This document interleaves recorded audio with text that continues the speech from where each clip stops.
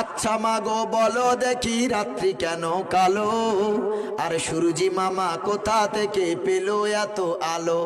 ফুলগুলি সব নানা রঙের কেমন করে হয়? পাতাগুলি সবুজ কেন ফুলের মতো নয়? দুধ কেন মা এমন সাদা, মরিচ কেন ঝাল? আর আমগুলি সব পাকলে পরে হয় কেন মালাল?